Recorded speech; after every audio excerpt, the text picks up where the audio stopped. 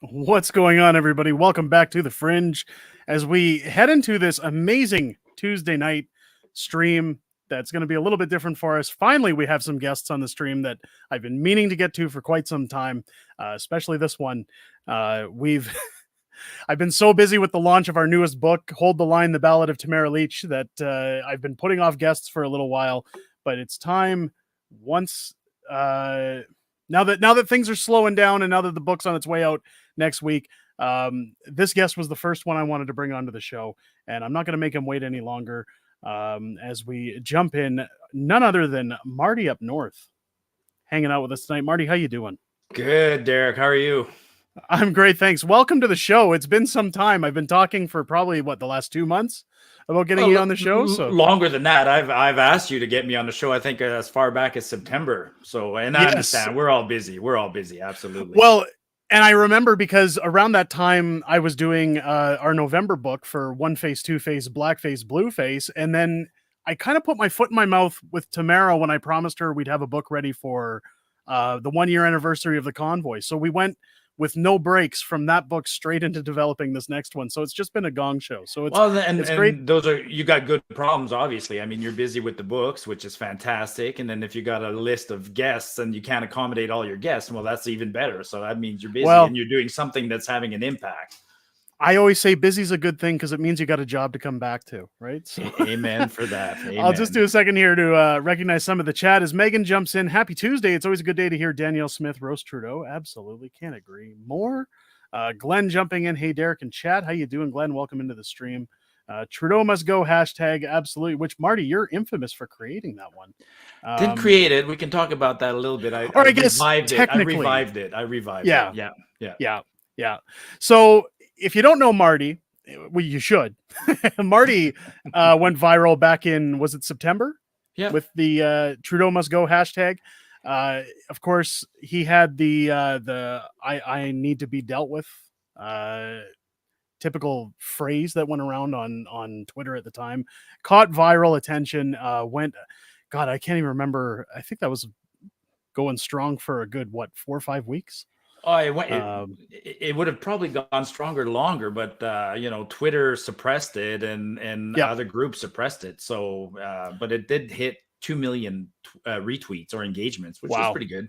Yeah, unreal. And that was, of course, just as Elon was entering ownership with Twitter as well. So, before he was allowing a little bit more free speech on the platform, and I know people were changing the hashtags from Trudeau must go to Trudeau must go now and Trudeau must go to jail.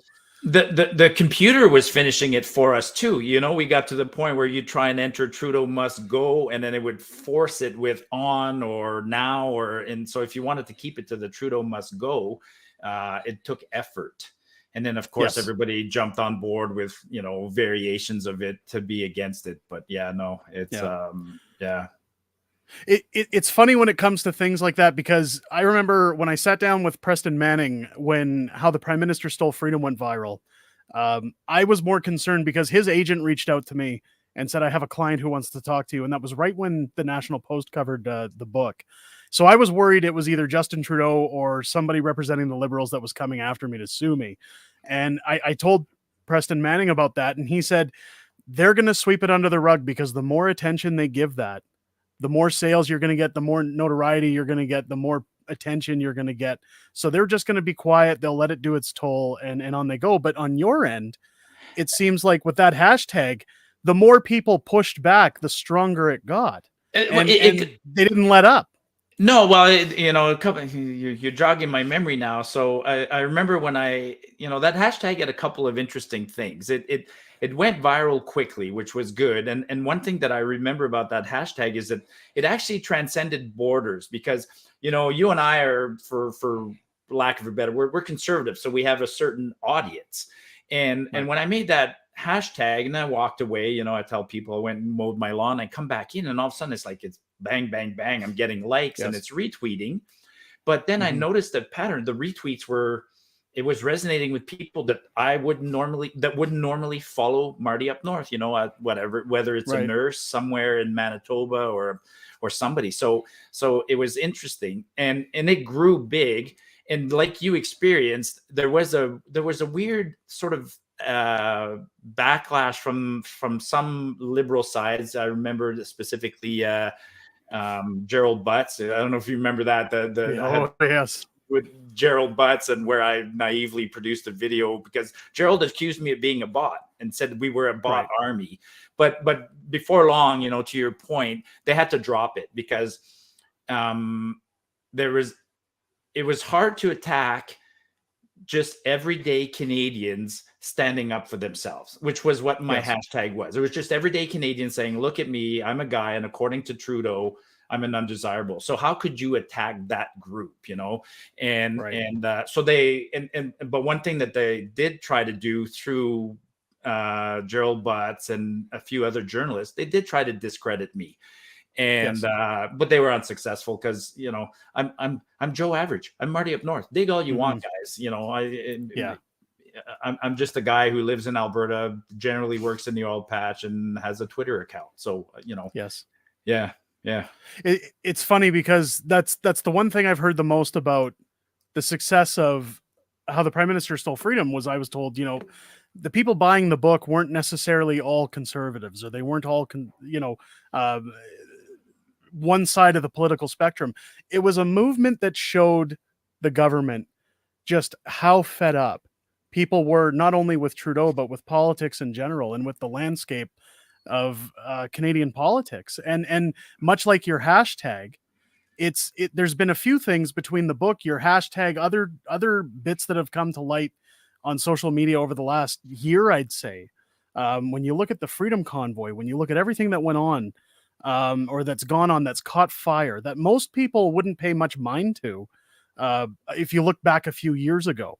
But it's this leader who's divisive, who's tearing this country apart, who's oppressed people. And now, don't get me wrong, I never thought I'd be saying those things about a Canadian leader, whether it was Justin Trudeau, Stephen Harper, like you said, Joe Public running the country, because this is Canada. And it's funny that when I hear Trudeau talking about things, and he was talking about Pierre being divisive about a month ago, and he says, "Oh, this is Canada." It's like, yeah, you've been abusing it for 7 years, man. Like you. Oh, no. There's definitely a lot of things. If any of us could transport ourselves back to, I don't know, pick a year, 2011, and said, hey, 10 years from now, would you imagine this? I would have missed completely. I mean, it's. Mm-hmm. What's the joke? This stuff, you can't make this stuff up. I mean, some of the stuff that's been going on is so ridiculously out there that it's and you and I have that comment, so let me bring it back to what you were saying. I think there has been, I still think the trucking convoy, the Freedom Convoy, was a turning point in Canadian history that'll be talked about for a long time. And there's been a few other things like that, like you said, your book, the hashtag, the protests that are going on in Hamilton right now. The guy's not popular, but my surprise always is why it took so long. I mean, as far as politicians go, nothing sticks to him. And I can think of things that from 5 years ago that, well, you remember, I mean, here's one that I'll never forget. He's at a town hall in whatever, Alberta or somewhere else. And, and a few people sneak in and ask questions. And that veteran who said, what are you, I can't believe I fought for this country and now I have to fight the government. And when Trudeau says, well, you're asking for we have nothing to give. Yeah. I was like, oh my God, bingo, you're done. You are history. And he survived that. So he survived that. He survived blackface. He survived scandal after scandal. I mean, he survived. Like, if you play him back, he survived going to India with his family, dressing in costumes that weren't even appropriate culturally, like it's right. He was an embarrassment to the country. Like, he misrepresented Canada completely on that trip. I remember that. And the memes were all over the place. Absolutely. Oh God. So I don't know. Are we seeing finally something that's going to stick? Is he finally going down? I think so.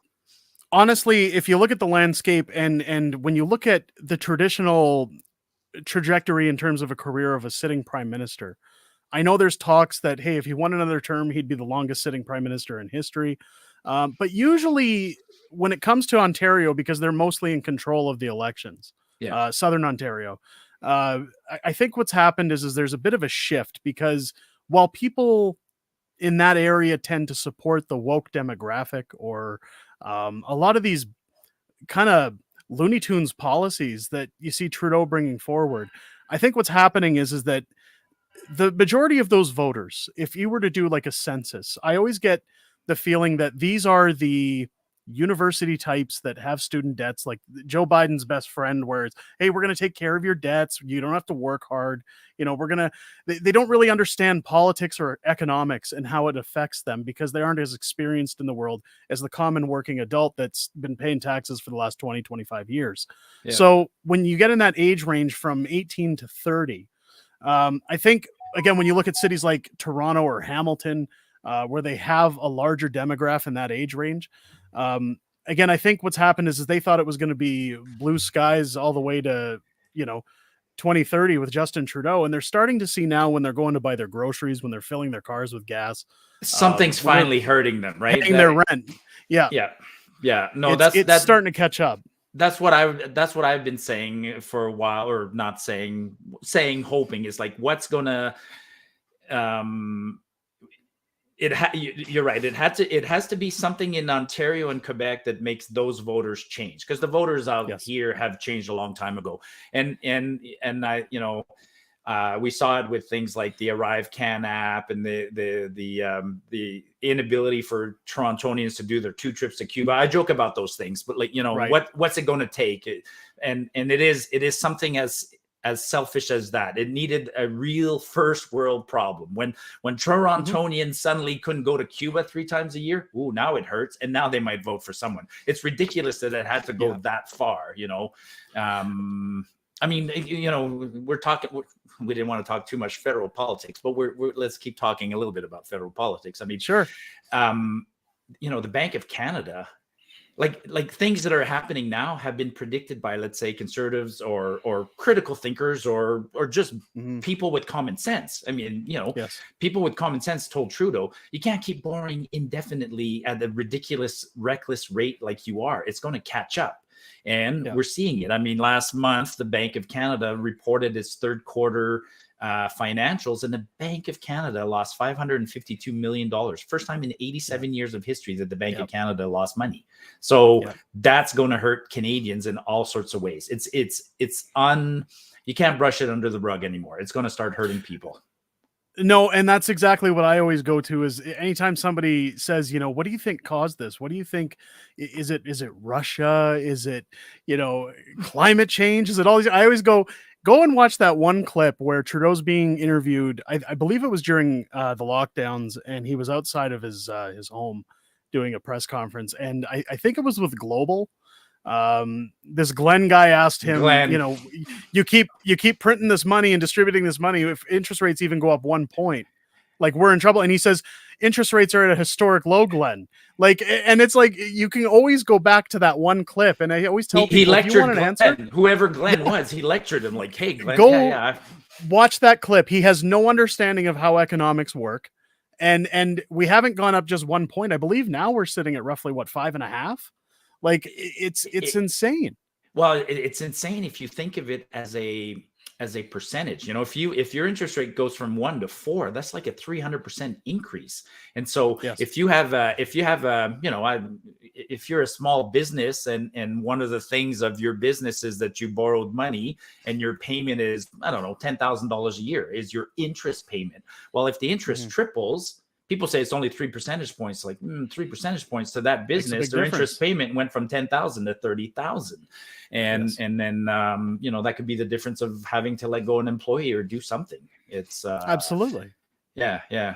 It's insane, because, like, I always tell people that I really don't care who's in the driver's seat when it comes to running a country. You have to the sole, I guess, job title. Or what I would put forward is what their obligation to do as government is to do what's best for its citizens and try to achieve prosperity in the best way possible for the majority of its citizens. There's always going to be decisions that are made that aren't going to suit everybody's needs. You're never going to please everybody. But when you're printing money and handing out money and trying to buy votes and I know a lot of people are scrutinizing Danielle Smith for that right now, but we're in a portion of our lives I where think you're bringing into a great segue into Danielle Smith, because to your first point, I think if there was a definition, a job description of Prime Minister of Canada, Trudeau would fail. Like if I had to evaluate, absolutely. he'd fail. He's not doing the basics. And I would say on the very other end of the scale, if I had to define what a premier should be doing for their province, Danielle right now is saying and doing the right things. And I know that people want her to do more faster, but I would say fundamentally, look at the description of what Danielle should be doing, and she's doing it. And one of her job description is actually not always in a very offensive way, but she does need to stand up to Ottawa. That's one of her job descriptions. And I think she's very reminiscent to me of a female version of Ralph Klein, almost like in the good old heydays of Ralph. It's I don't want to compare apples to oranges because there are differences, but I think Ralph mentioned, was a man of the people. I met Ralph. I knew Ralph, and Ralph was a real man of the people, not a very sophisticated man. Yeah. He got a little crazy with his booze, but he was a good guy. Quick story. For the most part. I tell you a quick story? Sure, just absolutely. A super quick story. I was, I'm from northern Alberta, so I was living in northern Alberta, and it's, if memory serves, it's around 2003, and Ralph was still premier of the province. I was in Edmonton for something, and went to the casino, went to the Yellowhead Casino, and I'm sitting, I'm playing poker. And Ralph had just flown in on Sunday night. Same me, I fly there on Sunday, he flies there on Sunday because we got work on Monday. Ralph Klein sits down next to me. I played poker against Ralph Klein. And in my first hand against Ralph Klein, I folded a straight, and he laughed at me. He bluffed me out of a straight, and he literally said, "You folded a straight." I'm like, "Yeah, but you got a wallet full of hundreds, taxpayer hundreds. I can't compete." Yeah. That's funny and very admirable at the same time. That's it's funny because I wanted to touch on, there was a comment earlier here in the chat saying that Danielle Smith is handing out money for votes, and I'm going to disagree on that, because I think what people aren't realizing, and I'm going to assume that that's from somebody who doesn't live in the province. If you've been watching the press conferences, Danielle had stated that we had a surplus.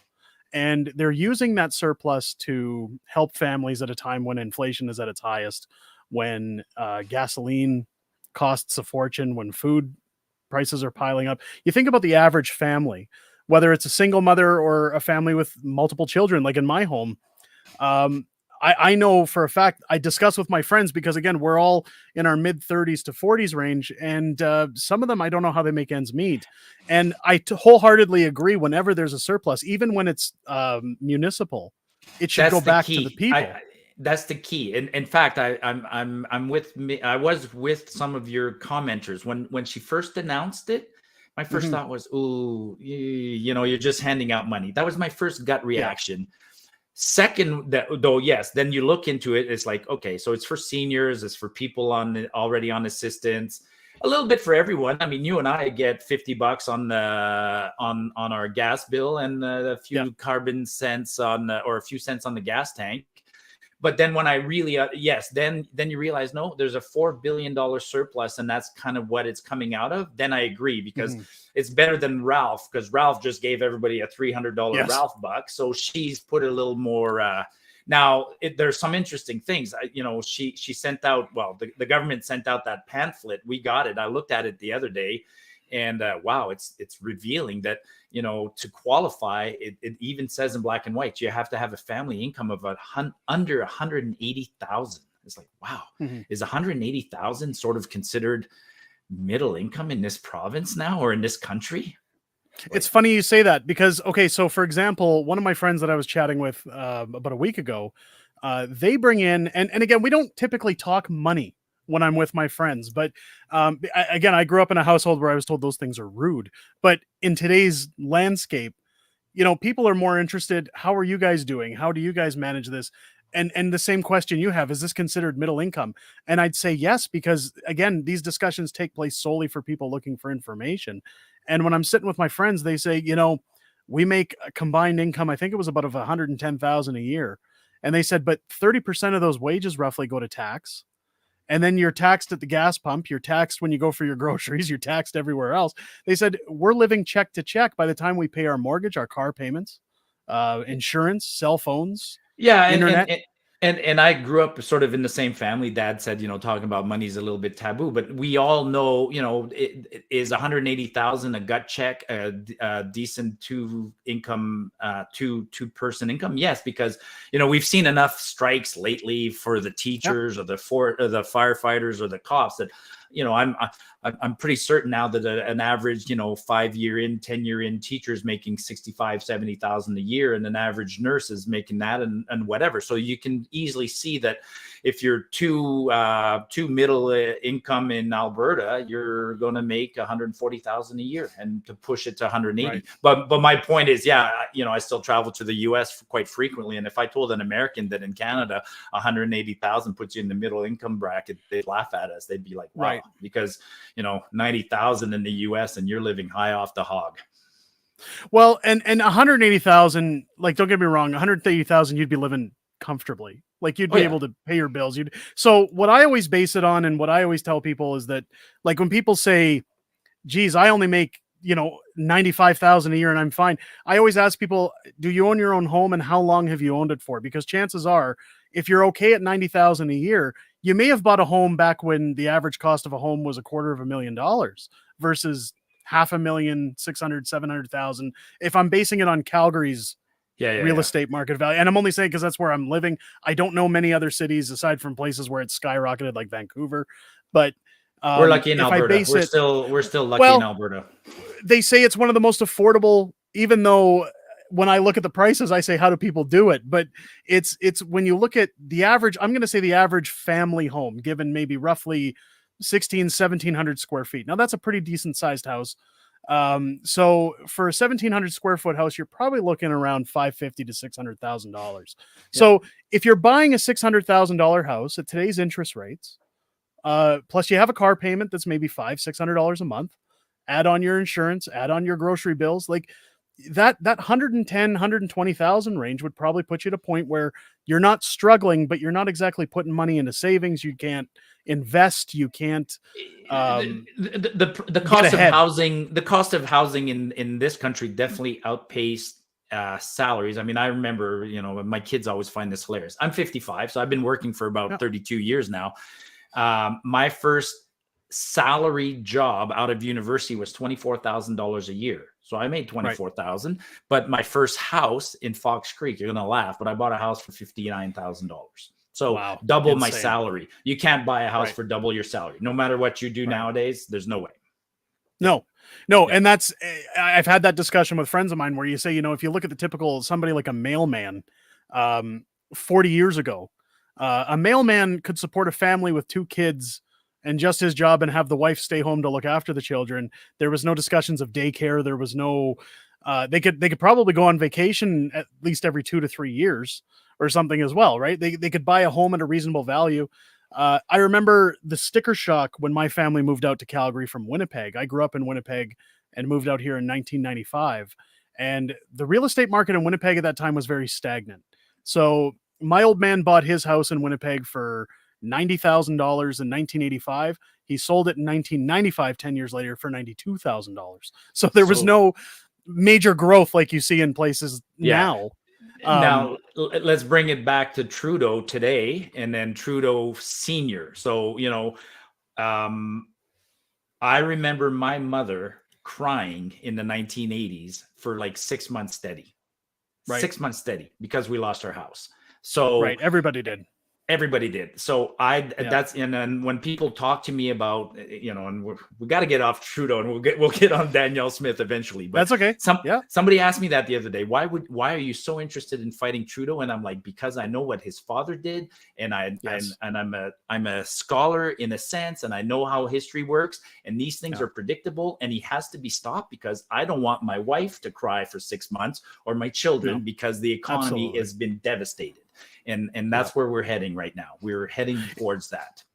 It's funny you mentioned that because I was talking to my old man about that, because I remember him telling me in the 1980s. So we lived in Calgary, moved to Winnipeg when I was 5, and then moved back when I was 15. And it was all because of how his work at the time moved him around the country. But his first home was in Northeast Calgary. He bought it. I can't remember how much he said he bought it for, but when the interest rate spiked with Trudeau Senior, He had to sell his house for $1. That was the typical thing people were doing. And the scam at that time was people would say, I'll buy your house for $1. You can continue paying what your mortgage payments were. Yeah. And they'd sit on the mortgage and wait for it to default for 6 months. And then you'd get kicked out by the bank while they sit on all that money that you're paying them. If they're buying 20, 30 houses a day, they're making some pretty good bank. So what my old man did was he caught wind of how the scheme was working and just stopped paying the guys. And he took all that money after selling his house for $1, ended up buying another house, or else he never would have come back. And I know a lot of people that he was saying that he'd wake up in the morning and half the block was gone. People would leave their houses overnight and take whatever they could. It must have been an insane time. Again, I was 2-3 years old when this happened, so I don't remember any of that taking place. But when I hear those stories and you'd hear about what was it, New Energy Deal or whatever they called it back in the 80s, National Energy Program, Energy Program, NEP. that's it. Yep. And that just completely crushed people. That when you hear about just transition, and when you hear about, now there's the segue, when you talk about just transition and you look at all the stuff that's going on about, hey, you're an engineer now, well, we can get you a job as a janitor or driving a truck with solar panels. That sounds a lot to me like the same kind of plan that his father had in the 1980s of, let's just put the kibosh on Alberta and go to work. It is, and so let's put a little bit of context around this. So here's a question that I asked myself, because we talked earlier, right? The question I asked myself is, why is Trudeau doing this? Because I'm going to bring it back to, fundamentally, I think Trudeau can win any election by winning Ontario and Quebec, and then he barely needs the vote of Alberta. So. But you might as well come. If I was Trudeau, I'd win Ontario and Quebec, and I would come to Alberta and offer you a small token to keep you happy, because we're Albertans. And for me, that's how I was for 20 years. Yeah. Head down, ass up, working. I got money going to Ottawa through transfers, but I don't really give a shit. Stay out of my life. So yes. So why he would do this like this right now, I can't explain it other than to say that he's just mean at this point. Because I mean, we're going to expand it, but the just transition that he's talking about for Alberta makes zero sense. Absolutely. Well, it makes about as much sense as the gun grab or anything else that he's putting forward. It makes even less. At least the gun grab, I can. Yeah. So I guess I'll ask you, because you've interviewed a lot of people, but is he? Does he feel like he needs to attack Alberta to gain more support in Ontario? Like, and some people, that's the theory. Some people say by constantly attacking Alberta, he gets to demonize us and say, look at those evil guys in Alberta. We have to keep them down, because if we don't, they're affiliated with Poilievre and they can win, and conservative is evil. But if that's the case, my God, it's an extreme divisive strategy that I think I would argue is unnecessary. He doesn't need to divide us that hard. He doesn't. But at the end of the day, I think what it is a lot of it is similar tactic to what you saw, again, Trudeau Sr. doing. And I think, again, at the end, like, look, when I was in Ottawa in October and I sat down with Poilievre, I sat down with Melissa Lantsman and some other, Leslyn Lewis, and we had a good chat about politics, about the economy, about, my concerns as a citizen and taxpayer. And look, I don't care which party you're a part of, whether it's the NDP, the PPC, the Conservatives, the Liberals. Whenever they get into office, they have an agenda. And that agenda usually means filling the pockets or helping out their friends. And that's no mystery to everybody. Everyone knows that they all have their own desires, so to speak, where they want to take their legacy as prime minister or as leader of the country, leading party of the country. Good point. And so what I was going to say is that I think Trudeau Sr. had a slightly more noble agenda. In hindsight, I disagree with his national energy policy, but Trudeau Sr. considered himself an academic, and he came up with these things: the just society, multiculturalism. He wanted to nationalize the energy stuff. So he had I'll give him a slight benefit of the doubt as to wanting to leave a legacy that was based on some academic theories, and it failed. Now Trudeau, Trudeau Jr., I think, is just, yes, for him it's more. I think, well, fundamentally, I think he's a narcissist who just wants to be in power, and I'm actually surprised he stayed as prime minister this long. I thought he would have been bored and would have, that when he first came in, that's what I thought. Oh, he's going to be prime minister for a couple of years. He's going to rub elbows with somebody at the UN or the World Economic Forum and then move on. Yeah. So, but let's talk about the just transition. Or I'll move into that, but there's two things I wanted to touch on with that, because there's two things that I see. And again, I'm no expert, but I went to business school, and one of the things we're taught in business school is reading a room and body language. And again, I'm not a professional, but when I watch Trudeau in interviews, you get the feeling, when I was talking about his friends' pockets and who he's in line with, you get the feel. I mean, it's no secret he's connected to the World Economic Forum, but you can tell it's almost like, how is this guy in charge? Like, he lacks the intelligence factor to be a leader. He has the charisma, but he doesn't have the dialect to be a leader. And I get the feeling like someone's pulling the strings, someone's telling him what to say, who to believe in, what to do in his policies. There's a higher power. Now, that could be conspiracy, but I think the biggest thing is that when you look at past interviews before he was prime minister, back shortly after his father passed away, there's an archived interview where he's talking about Alberta. And he's much like that Southern Ontario, Quebec crowd, where it's villainize them. It's look how evil Alberta is. All they want is oil. They need to be shut down. I forget how deep that interview went, but he spent a good 5 to 7 minutes just completely knocking Alberta and saying how they take everything in the country, and they shouldn't have what they have. And like, it's well, I don't know if it's because of he's upset with what happened to his father and his legacy with Alberta, but. Okay, so let's break that down a little bit, because you brought up a couple of good points, and I'll go through them real quick. Yes, sure. As far as he grew up with the right pedigree. He grew up surrounded by smart people, and he traveled the world. So, and he's a good-looking guy. So he's got, Jordan Peterson talks about Trudeau can navigate a room full of people, and where you don't have to say anything too sophisticated. Bore everybody with platitudes. I mean, you see him at the World. You see him anywhere. He bores people with platitudes. So that's one thing. If he came on your show right here without an earpiece, unscripted, and you just sat around a campfire with him, I'd want to punch him in a minute, because I think it would be platitudes to never ending. And I don't think he'll ever tell you his opinion, because his opinion is founded by his father and others. Now, right. I think his father, the treatment that his father received in Alberta is important to. It does factor in Trudeau. If you think about a young Trudeau traveling all over Canada, everybody would like, oh, I love your dad, love your dad, love your dad. Pierre Sr. was a great guy, except when he came to Alberta. When he came to Alberta, he got told whatever.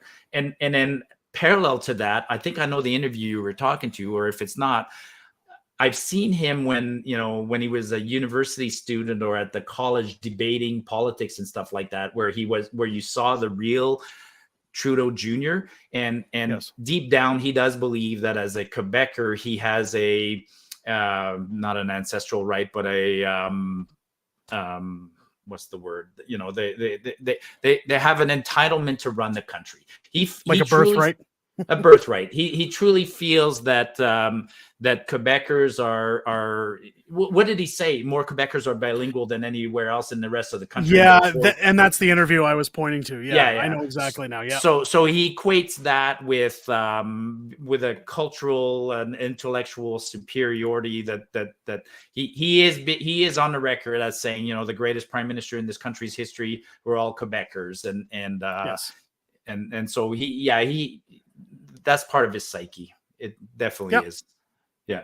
So I just wanted to touch on this. Here we go. We have somebody asking about Danielle Smith and UCP have the majority and could pass a law tomorrow in Alberta, giving the unvaccinated rights and backdating legislation, making mandates illegal, making any fines void. She lied. I don't really think she lied. The problem again, and this is where there's a lot of controversy around Danielle Smith.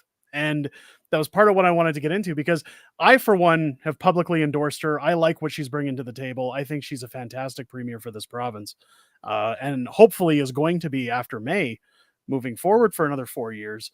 I don't necessarily think she lied. The problem is there's a lot of red tape around those decisions. See, people, the one thing Melissa Lantsman said to me when I was sitting with her that was the best thing I ever heard a politician say in my life, and probably because it was off camera, was she said, if Pierre wins tomorrow and takes over from Justin, she says there is no switch that we can flick that just automatically fixes the economy or automatically changes the carbon tax or anything like that. Like she says, we want to repeal it. Those things are going to take time. And that's something similar with Danielle Smith. I think she's made promises. And again, maybe she's not as experienced in politics at the helm. So she gets into office and she's realizes, experienced. She's experienced. She's just been out of it for a little while. But I think I'll give her the benefit of that. I'll say she perhaps made a few promises that were maybe not very well thought out. And yes, once you get elected, you get the reality of what happened. She spoke with me. I spoke with her prior to getting elected. She's called me many times. And she does have one problem, which is the incumbent government is also conservative.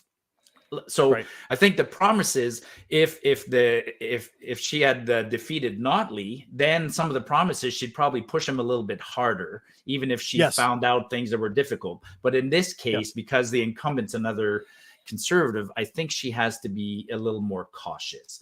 And I'm frustrated by that. I am, but I also recognize that we saw what happened this week. I mean, there was a CBC article that said she had interfered, which, by the way, I think a politician is perfectly allowed to talk to the judiciary and find out what's going on. But the backlash was so strong that it's like, okay, so she doesn't want to give the NDP any opportunity to criticize her. So let's not us turn on her, that's kind of my Well, and that's the thing I wanted to touch on is I think people are getting too wrapped up in what you have to realize is that May isn't that far off, and it's like a game of chess. You have to be very strategical on how you're going to move forward, because let's not forget Danielle Smith ran a campaign back in, was it 2013? I believe it was when she ran the first time. 2012, just before, 12, 13, and she lost her campaign because of some controversy that arose with another, with one of the MPs for a riding. It arose the weekend prior to the election, and all of a sudden they said that was the straw that broke the camel's back because it had to do with racism or something, or somebody made a derogatory statement. And it ended up costing her the election. And you have to watch these things. I know when I met with Polyev, I took photo ops with him. I took photo ops with Melissa Lantsman, Dr. Lewis. And the first thing his handlers say is, you can't have your books in the photo with Pierre. And I said, oh, okay. But he has a copy that I signed for him. And they said, but the problem is somebody takes that photo, puts it on Twitter, puts it all over and all of a sudden he's supportive of the convoy, which he's been vocally supportive of the legal aspect of the convoy. But they said they use that against him when it comes to him running in an election or doing something. And they said, we just don't want that over our heads, which I think is a lot of what Danielle Smith's doing, where she's just saying, look, for the next few months, I have to play it safe. Watch what I say, what I do. She has to play it safe for another reason too, which is it's not a slam dunk. Like, that's right. There's lots of sources for polls. One of the sources that I go to is 338 Canada. And then if you go on their website, they have plug out to 338 Canada.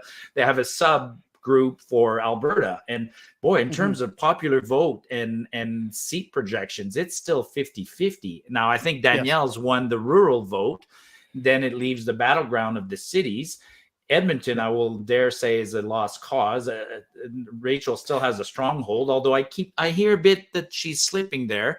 And the battleground is Calgary. And if you look at some of the MPs that Danielle surrounded herself, or still gave the cushy ministries, they tend to be Calgary MLAs. So, and the odds. So she has to be very careful, and to anybody who's listening, who's a conservative, give her the bit of the benefit of the doubt. She's very good at navigating, and the battlegrounds are getting drawn, and don't, we're trying not to give the NDP opportunities to criticize her. That doesn't mean we jump in and criticize her. That would be, so let's nobody criticize Danielle.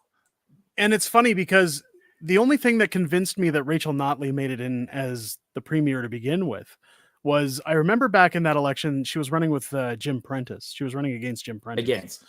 And I know a lot of people I spoke to had just had enough of the Conservatives and the Conservative dynasty at that point.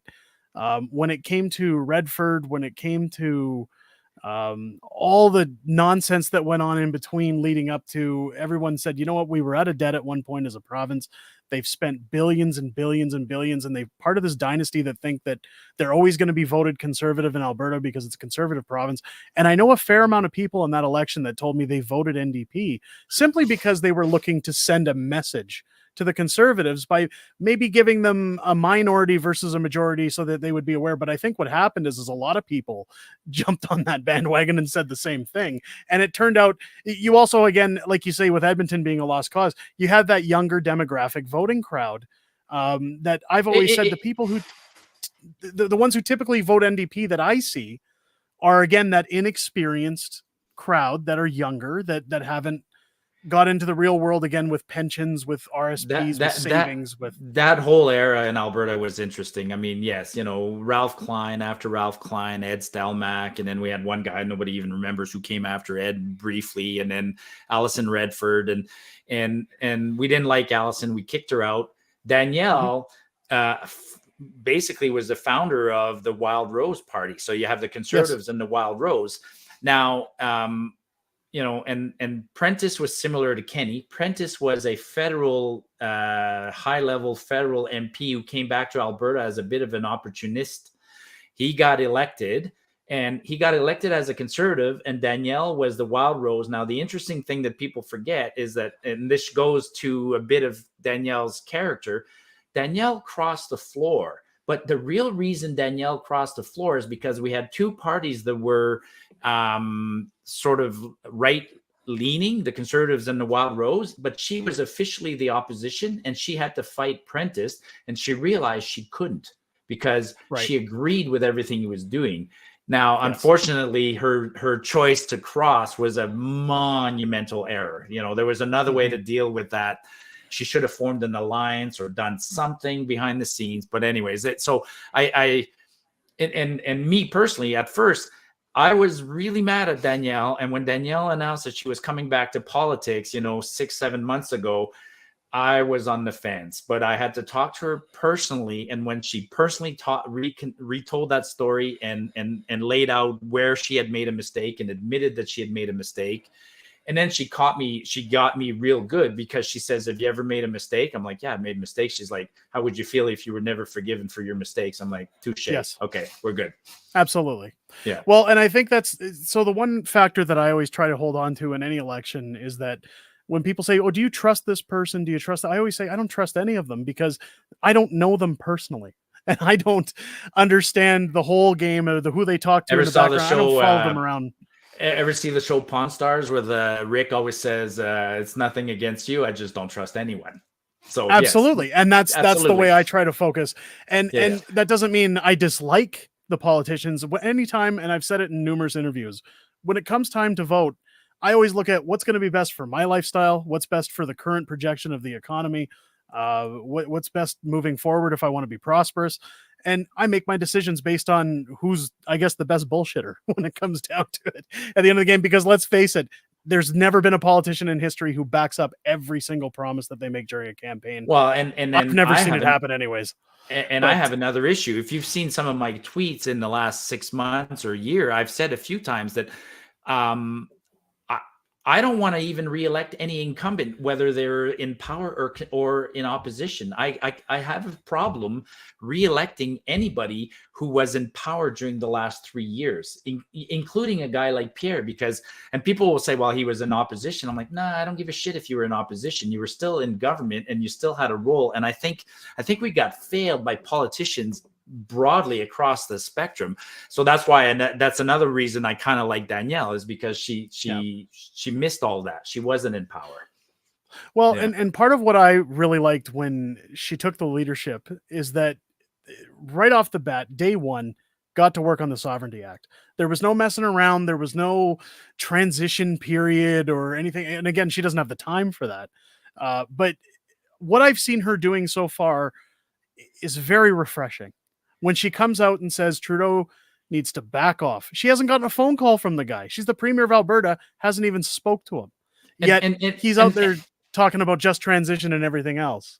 No, and the Sovereignty Act is a bit of sure, it came from the Buffalo Declaration and others who put together sort of a framework, but Danielle also came up with that independently and on her own. And she's actually, when you talk to her, she is well read in federal, Canadian, provincial, municipal politics, and she really understands the framework of the Constitution, or the British North America Act, the Confederation, and the separation of powers between Ottawa and Alberta. Now, the fact that she has to put forth a Sovereignty Act like that just shows how broken it is. She's trying to pass a law to bring back the balance the way it should be. You know, another guy who's like that, and I don't want to talk to him because I find his supporters a bit annoying, but Max Bernier also understands the way the Constitution is supposed to be written, but he has a battle ahead of him. So and so when Danielle came into power, it's not a coincidence as an Albertan that the Sovereignty Act was front and foremost, because we've just watched 7 years of very hard abuse of the of power by the federal government. So I'm glad that that's one of the number one things she's actually let me, I don't know how it relates to this, but I remember when Kenny came into power, and similar to Prentice, I wasn't a big fan when Kenny came into power, but I did support him. I door knocked with him because we needed to unite against Rachel. But that aside, when Kenny came into power, I remember writing down, if I was him, the 3 things he needed to do. And I always thought he needed to stand up to Ottawa. He needed to, at the time, our pipelines and our energy was in real trouble. So he needed to negotiate with British Columbia some sort of transportation agreement. And then thirdly, I thought he needed to extend an olive branch to Quebec and somehow or other smooth things over with Quebec.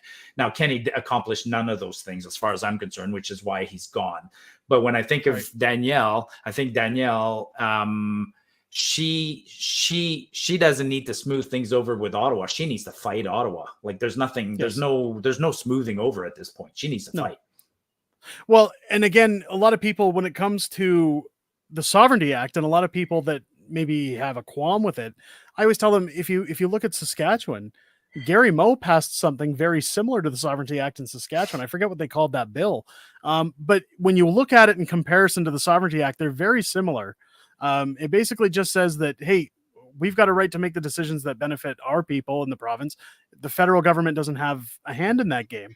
And nobody raised a question about that, right? Because a lot of people don't even know it exists. But it's so funny that when it comes to Danielle Smith, she's constantly under this fire. And I think a lot of that has to do with burying her, because the left can't stand the idea of somebody like, when you look at Rachel Notley pushing this story about the conversation between Danielle Smith's office and the Crown. I mean, the CBC came out today and said that they didn't have the actual facts for that story. So they're retracting what they said, and they're retracting on what they've done. And I even tweeted out today, well, Rachel Notley's the one who's been pushing that. If that were any other politician, they'd be told to resign, right? Because they're stirring the pot and they're spreading falsehoods. But you're talking about something now that's over the top in Canada, which is almost all mainstream medias are left leaning. I mean, but what I'm saying is we're never going to get help there. We're never going to get help from the mainstream. I think that if this was past May, I guess what I was trying to get at is that if this was June and Danielle Smith had secured her election, I don't think you'd see as much coverage on her policies as you're seeing now. And I think a lot of that is to, again, derive people from voting for her in May. Right. I think there's a focused plan to really villainize her, like you said with Trudeau, talking about Quebec and villainizing Alberta. I think that's what a lot of them are. I mean, Jagmeet Singh's tied obviously with Rachel Notley, the NDP party. Basically what you're saying is that even though she won an election and she's premier, she's being treated right now as if she's not the premier. That's right. Until she wins an election, the heat that she's suffering right now, she's in. Well, but even if she is the premier, she's in election mode, so she's fair game for everybody. Yeah. But interesting. Sorry, go ahead. No, you go ahead. Go ahead. No, I was thinking, in terms of the battle and things that people do, like, if Danielle, for instance, said, "Oh, we're going to do something really crazy, like, take over the airport or take over the customs," oh my God, she'd be lambasted, and everybody would shove down her throat that that's not within the provisions of the Constitution. But when Trudeau does it and says, "I'm going to impose a carbon tax on you, or I'm going to cancel your pipelines, or I'm going to put unnecessary environmental hurdles and I'm going to make it hard to extract your own resources," God, when I think of all the things that the federal government has interfered in Alberta in the last 7 years, wow, I'm surprised we're tough, we're resilient. If there's one thing that I've always appreciated about Alberta, and again, I grew up in Manitoba, and came to Alberta in my teens, and one of the reasons I never left or refused to leave Alberta is because Alberta reminds me of and even though they're two different kinds of voters politically, it reminds me a lot of the attitude that you see out in places like California, where it's like, if you want to work, if you're prepared to work, the rewards are hefty, and you can have opportunity for as long as you seek it, so long as you have that drive to succeed. This is a province that always yields opportunity. And I don't know what it is about Alberta, because everybody always says, well, it's the oil. I don't think it's just oil. There's something about the people that are here. And if there's one thing I'm appreciating about Danielle Smith, it's that she's stepping up for those people. She's saying something for those people.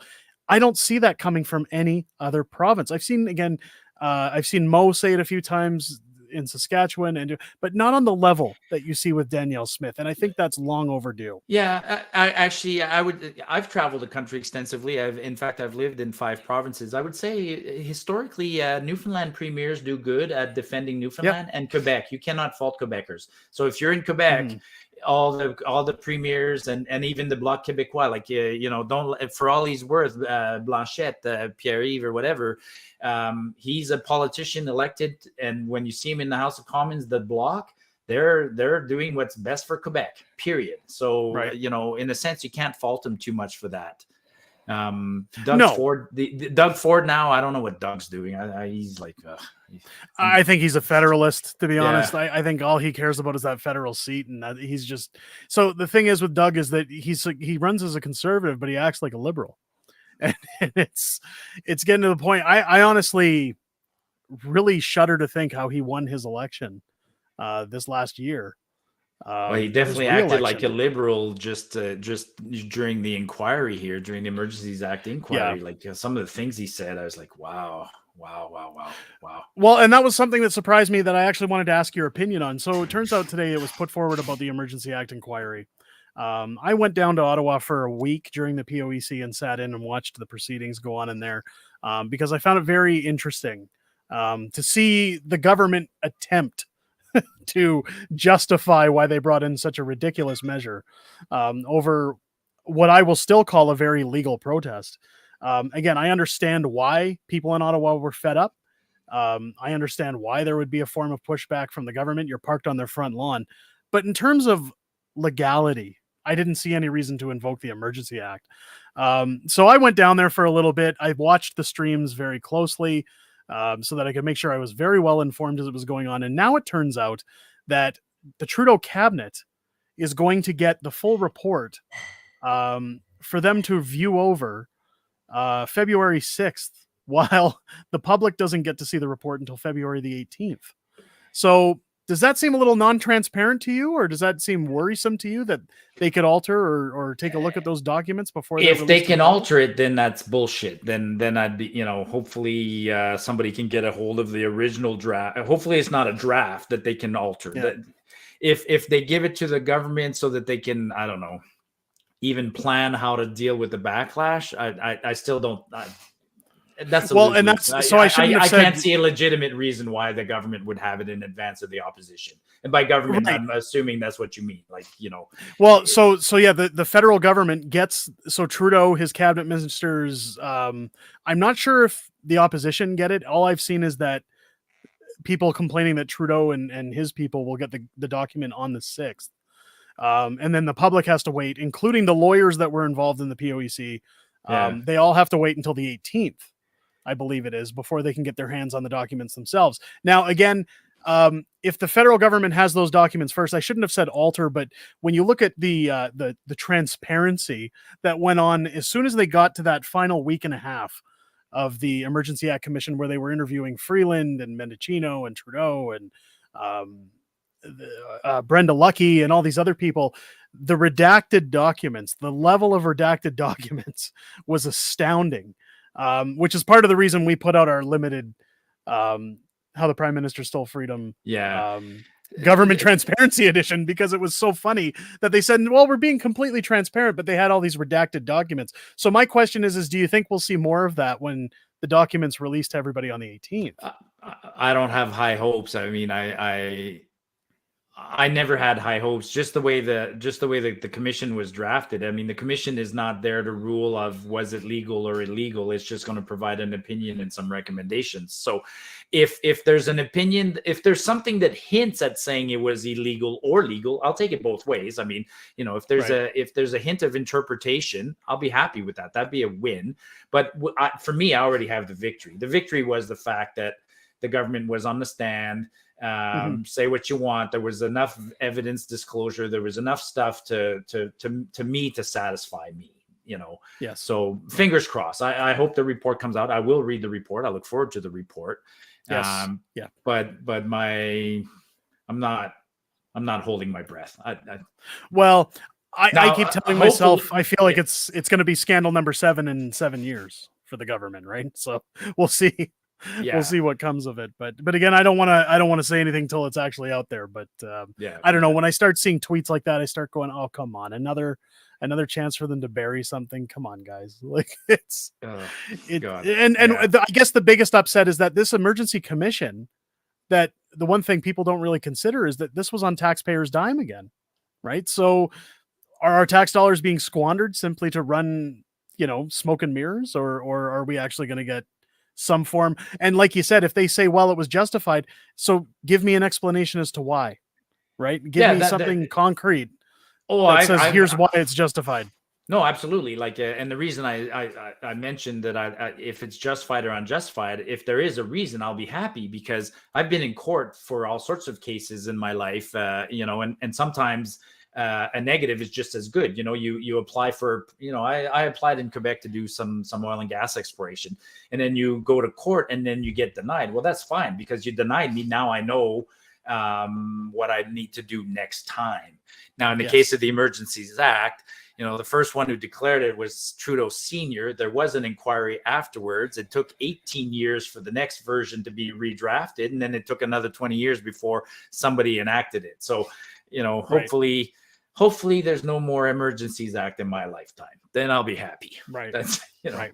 Yeah. So when it comes to Danielle Smith, let's just say hypothetically, she pulls off a majority May election. Where do you see her party moving forward with Alberta? What do you see policy wise coming through for Alberta? What do you think needs to come through policy wise for Alberta to be successful with her leadership? Creating jobs and getting the sector, getting our 2-3 strongest sectors working, and our strongest sectors are agriculture and their oil and gas, and they're 2 sectors that are being attacked by Trudeau. So, and I think if the more people are working, the easier it is for a politician. That's the other thing I never understood. Like, you get people really working. Now in Alberta, we don't want to work for the government. People in Alberta want to actually work for themselves. That's an interesting comment. I mean, I am a separatist. So so is Danielle the first person to lead to separatism? she might actually quelch it for a while. If she does a good job and she gets people working and she fights Trudeau, she will get that. Then that might go away. And which is a question I've asked. Another question I've asked: if you're Trudeau, let's flip it around. Who does Trudeau want? Does he want Danielle to win, or does he want Notley to win? Right. What do you think? It's a good question. You see, it could go one or two ways, I guess, depending on how you look at it. And that's kind of, I think when it comes down to it, I've always, as an Albertan, I've always stood on the side that I don't really care about royalty transfers or I guess whatever you call them, moving over transfer payments. Transfer payments. It's been labeled as so many different things. If we're prosperous and if we're doing well, I don't see the problem as a Canadian with helping other provinces. I don't see the issue sending money where it's needed, as long as it's spent properly. Absolutely. It isn't usually. To answer your question, then, if I think about it really, really pragmatically, what do I want from Danielle? I want things to. I look at my own life. My best time in life, the best time for Marty Up North's life, was when I was in my 40s. My family was growing, my kids were being born, and I had a great job up north. And that was like 2007 to 2015. So give me that environment again. And that environment was fundamentally an environment in Alberta. And I think I represent most Albertans when I say this. We want smaller governments. We're not used to having it interfering in our lives every day. We're perfectly happy paying our share of taxes. We'd rather work instead of receiving a check from the government. And then we know we pay a little more taxes and the monies go to Ottawa. But generally speaking, if it goes to help PEI and it goes to help Newfoundland, we're fine, And so for Alberta, bring that back. But it's also, but I need. And I'd be happy. So if Alberta's a happy place, I'll be happy, even if there continues to be corruption in Ottawa. But in the bottom of my heart, I'd kind of like that corruption in Ottawa to also go back to the way it was. And maybe we were just naive under previous government. I mean, back to that theme. My best time in my life was actually Ralph Klein and Jean Chrétien. I prospered in those days. And that was the boom era for Calgary, right? And for a lot of Alberta, it was a boom era, and everybody says, "Oh, boom bust." We were managing the boom busts, and the bust would hit for about 6 months, and then it would go back to normal, right? And the busts weren't made as bad, but we didn't have a government purposely trying to kill us, because that's right. Some of the things that I see Trudeau doing, don't fool yourself. He's trying to kill the industry. I mean, can I tell a quick story? Like the Chancellor of Germany just came back and got sent home packing because, the Chancellor of Germany wanted the LNG and we didn't give him any LNG. And then last month was the whatever his title for Japan, and we sent them both packing. And I worked LNG. And I remember when we had a first contract with Germany about 10 years ago, and I went to or less than 10 years ago, and Trudeau and the others basically said the same thing back then. You're in a dying industry and you don't have a case for it. I'm like, no, I'm not in a dying industry. I'm in an industry you're trying to kill. And that's a big difference. And so Trudeau has a hard on for oil and gas. He doesn't like oil and gas. And go ahead. Yeah. I was just going to say, it's funny you say that because, like, again, my wife, she's been in the oil and gas sector for the last 22 years. She's worked for multiple firms when it comes to Colt Engineering, AMEC, Imperial. She worked for BP at one point.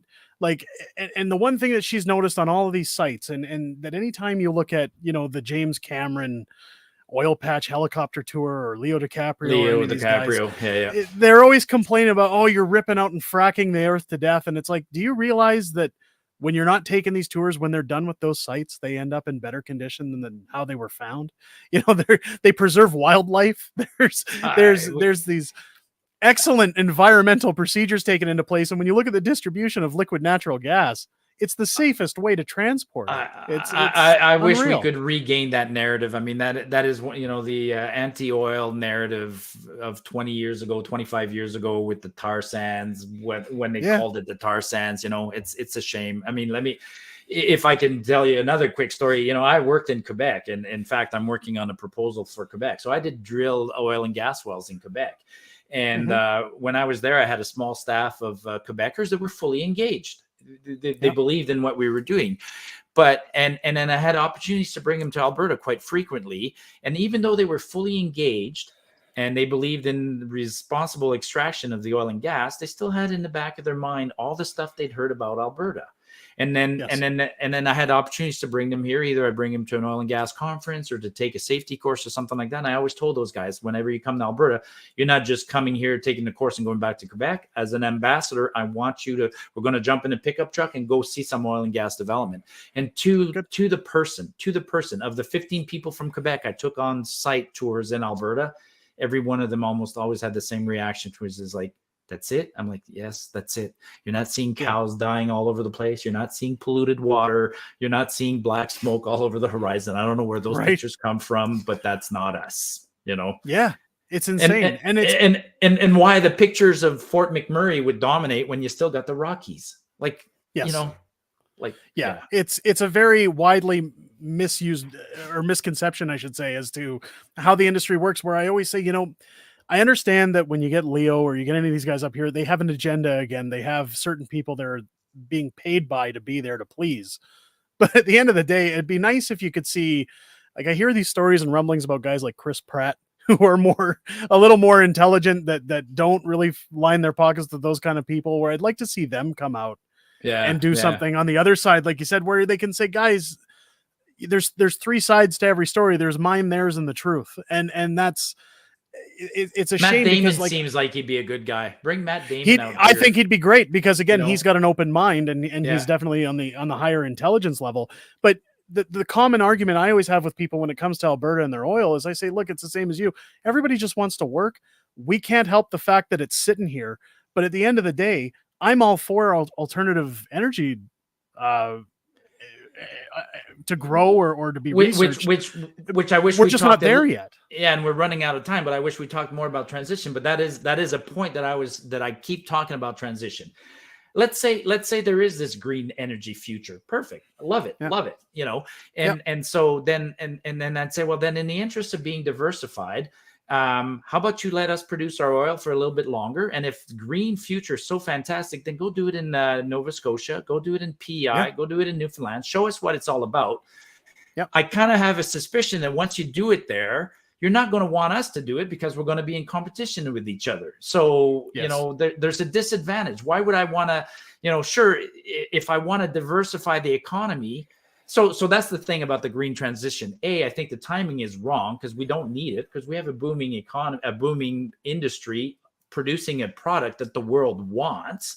So let us keep doing that. We'll send a transfer payment and we'll help somebody else show us the way on green. And then, you know, but I ultimately I don't think it's there. I don't think there's a green industry. Well, no, I think we've started to take the first steps. But just like when they made the first automobile and transitioned to where we are now, there's a big difference in how cars are manufactured and made, even from the 1950s till now. When you look at you know, steel bodies versus plastic that we use now, and the cars over time.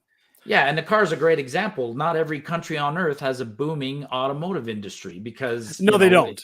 If you got forest tourism, wildlife, insurance, whatever, Hong Kong figured out how to diversify so we can't all throw ourselves into the exact same business because then we compete against each other. You know, that's right. Yeah. I've always said to people when they're quick, especially these celebrities, you know, they're so quick to down the oil market. I always say, well, what do you drive? You know, what do you drive when you're cruising around town? You know, Leo DiCaprio did his speech when he won. I think it was The Revenant. He won an Oscar for that they filmed out in Canmore in the Rocky Mountains area. And he was talking about Chinooks and how that's part of global warming. And it's like, you just don't understand the weather here. But after he gives that very harsh speech against Alberta, he's on a private yacht, jumping off of it with a bunch of girls on his boat. And I'm sitting there going, how much oil does your yacht use there? And it ain't just no ordinary private yacht. He's jumping on a 120 footer. No. And that was, and it belonged to some royalty of Saudi Arabia or something. I'm going, there's the connection. Follow the money, right? Like it's these guys realize everything you use is a byproduct of oil. And again, I'm very happy to transition when there's a viable reason to do so. We're just not there yet.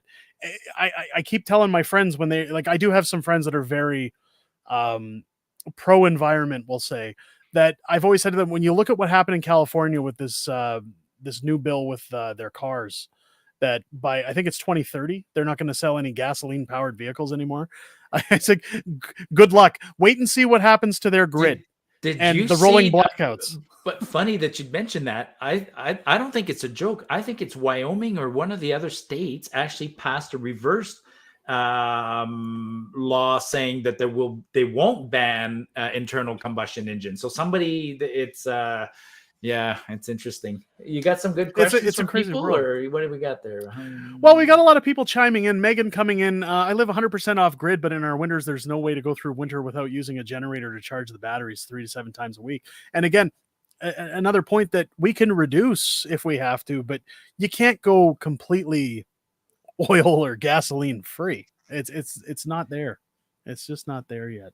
No, and we definitely live in a harsh climate compared to, say, Southern Ontario or California, you know. Well, I find that the one thing I always stay true to, and the one thing that I always tell myself is even though I'm not a big fan of the guy personally, but when you ever saw Kevin O'Leary on Shark Tank or any of these or Dragon's Den, he always said, follow the money. Always follow the money. Like when you look at Trudeau and his plastics ban, well, we're banning plastic straws, but you're still going to use a plastic cup with a paper straw, which takes more plastic to produce. And they start going, well, hold on here. Like it's the same thing.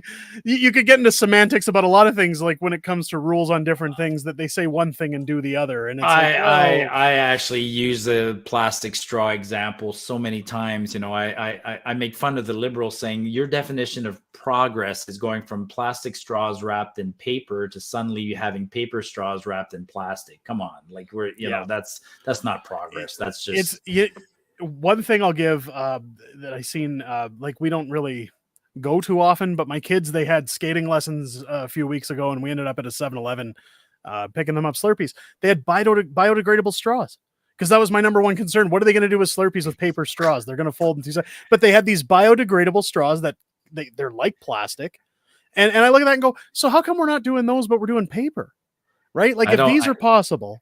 Yeah, I had a poutine at McDonald's, and they gave me a wooden fork, and it felt like a tongue depressor. I was like, yeah, I did not. It's like eating a tree. Yeah, no, it's terrible. Yeah. It's terrible. Thanks. No thanks. It's a weird world we're living in, but we'll have to see. Quick prediction before we call it quits. Quick prediction. Where do you see this Alberta election going in May? I think Danielle is. If Trudeau keeps attacking her and if she keeps doing what she's doing, I think she's going to have a majority. I think Rachel is actually in the process of self-destruction. You know, God, she's tweeting 50 or 60 times a day. You're not saying anything anymore now. You're just you know, and damage control. I'm kind of hoping that Jagmeet comes back here for a visit and then puts his foot in his mouth, and then I think Danielle will have. Danielle's good. She's good. I hope so. Yeah. I think so. Rachel Notley, I'm really not sure what she's doing because she's blocked me on Twitter, so I can't see what she's tweeting out every day. But expect to see more of Janice Irwin. In fact, I think expect to see more of Janice and see that testing of the waters and see if they need to change leaders or something like that. They might do that stunt and change leaders in the next month or two. They might realize that that would be interesting. It's funny because I almost have the same view as you do when it comes to that election, that as long as they keep pushing this just transition, I think that's basically handing Danielle the election because Albertans aren't stupid. I think that if Notley doesn't come out and say she's against just transition, she's going to lose a lot of votes, which we know she's not going to come out and say it. If Jagmeet shows up, it's in the bag as far as I'm concerned. Totally. Because we have good things. We have good things going for us. I mean, I pay attention to a few things. You know, oil hit 4 million barrels a day there in October, November. So production is still increasing. People are buying the product. The people, the OPEC and whatnot, have managed to stay smart and keep the price of oil. You know, we're avoiding a boom bust. Civil service seems to be fairly happy. People are returning outside and back to work with COVID. This inquiry will be interesting. This inquiry that she's doing with Preston Manning. She asked me about that one. She asked me, did I think that Albertans had an appetite for it? I said and if you saw some of the polls, they were done on kind of for her a little bit, but Albertans have an appetite similar to the Emergencies Act, that we want it to be impartial and we want to see some real results out of it. Mm-hmm. I told her that you can do it under the guise of just good practice after an event like the pandemic. You should review what worked well, what didn't. So it's done that way. I said, be prepared to uncover things that you're not going to like. And I guarantee you that's why, they're the stuff that with the preachers and the Coots blockade and locking in people and arresting kids playing hockey. That's uncanny, but that's on you now. Well, and those people are in your cabinet. Look at the rabbit hole seems to just start to go down as soon as you look at things like Hinshaw's payouts. Like it's as soon as that came to light, I started going, okay, again, we're following the money. Yeah, where were the interests lying, right? It's Hinshaw, Liu. It's going to be crazy. A bunch of others. I mean, she laid off the entire board of directors of AHS. Like, whew. Yes, yeah, it was a good move. Good move. I'm actually hoping, a plug for me, Danielle, if you're listening. Remember, we talked and you said that, or maybe my plug is to Preston. Preston, if you need a guy to help you with some of the data, I'm your man. There you go. You know what? I'm in contact with him. I'll forward this to him. I'll clip that and I'll send it to him. Yeah, I coached his grandson. Remind him that Marty coached his grandson when they. Well, there you go. Cochrane Rockies and 6 degrees of separation. I couldn't talk to Preston a lot those days because I was too busy on the ice. But I'd see him walking into the arena and I'd chat with him once in a while. Man is a wealth of knowledge. He's, you know what? I've had the pleasure of chatting with him, and he's a fantastic guy. I was so happy to hear that he was a fan of my projects, and that he was interested in just chatting alone, because like I was a teenager when he was doing his job on Parliament Hill. Like every time you used to see him on Air Farce, well, the character on Air Farce doing the reform thing and the whole Stockwell Day Empire. Like that was when I was just getting into politics, but I really started to understand politics around the Reform Party days, and I think he's going to do great with this commission. I sure hope it's as transparent as they say it's going to be. We'll wait and see, I guess. But maybe we'll have to have you back on the show to talk about the results of that, or some other things we didn't get into tonight. Anytime. We could go on forever. I got a feeling. So we'll definitely get that going. And I want to give a big shout out to everybody in the chat tonight. I know we were not really going on to the viewer comments as much as I'd like to. But thanks so much to everybody who was out in the chat tonight. Keep your ears peeled. We have other guests coming on the show in the near future. And also keep your eyes peeled next week, as Hold the Line, The Ballad of Tamara Leach, is going to hit the markets, and I will be posting on Twitter as well as other social media platforms as soon as that book is up and available for sale. I hope you guys have a great night. Thanks again to our guest, Marty Up North, for coming on the show, and I'll catch you guys on the next one. Take care. All right, Derek. Thanks, man.